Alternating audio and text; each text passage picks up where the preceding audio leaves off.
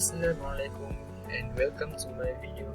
My name is Muhammad bin Ibrahim and I'm from Bachelor of Business and Administration House Finance. So today in this video, I want to talk and to go deeper about millennial debt. So what are all who are millennial?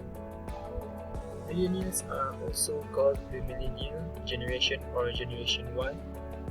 Is the phrase used to generally describe a person who reached adulthood in the early 21st century and covers the generation of people born between 1980 and 2000. Millennials are those who grew up using electronics, the internet, and online social communities. According to DMR, Digital Marketing Ramblings, the millennial generation spends 18 hours per week on their smartphone. Some facts offered by Pew Research Center suggest that millennials are likely to be college graduates and are the generation most likely to live at home between the ages of 25 and 35.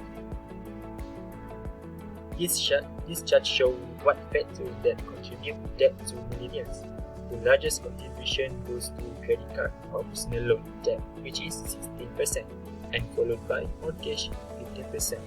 Medical debt recorded as the most small debt contribution because we know there is rarely at young age have serious illness. So I want to give 6 steps to become debt free at the age 35. So number 1, set your financial goal. Setting financial goals will give you something to shoot for and benchmarks to monitor your progress. Start with your overall goal. Becoming debt-free by stating your date. That could be by the age 25, 30 or even 35. But targeting a certain date will keep you on track. Then start with incremental goals. Getting a job in your chosen career, earning a full-time salary, starting a saving account, buying your first car and getting your first mortgage. Number 2 is taking the debt with highest interest first.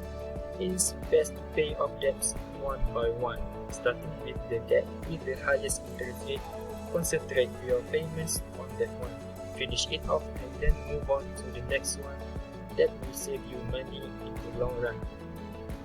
Number 3 is housing should be less than 50% of your income. If it is more, cut costs by living with roommates and sharing expenses. Consider moving back home if that is an option. You can use the time as a debt distraction strategy by taking the money that would go toward rent and use it to pay off debt. Many millennials are already taking this road.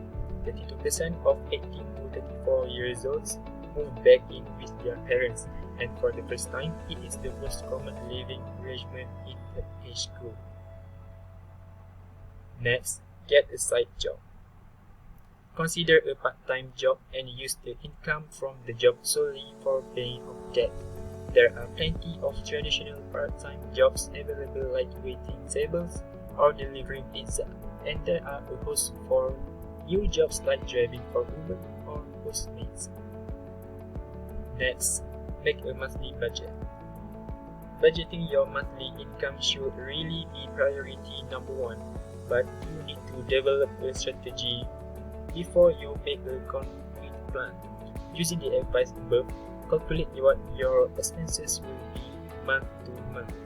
Expenses include rent, utilities, groceries, gas, and anything you spend money on. Subtract that number from the amount of income you earn each month. This needs to be enough money left over to pay bills and pay off debts. If there is not, you need to cut some of your expenses or get additional income. Last but not least, limit credit card usage to 30% of your available credit limit. Not only will this help improve your credit score, but it will ensure that you have more manageable monthly payment. When you're already in debt, it is important to you never to add to it. You still need to buy essentials like gas and groceries, but you need to have money left over to pay down debt.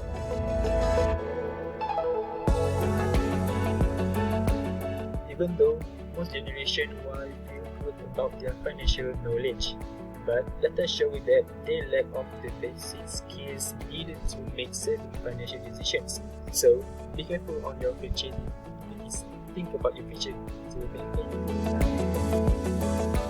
So that's all for me. Thank you for watching.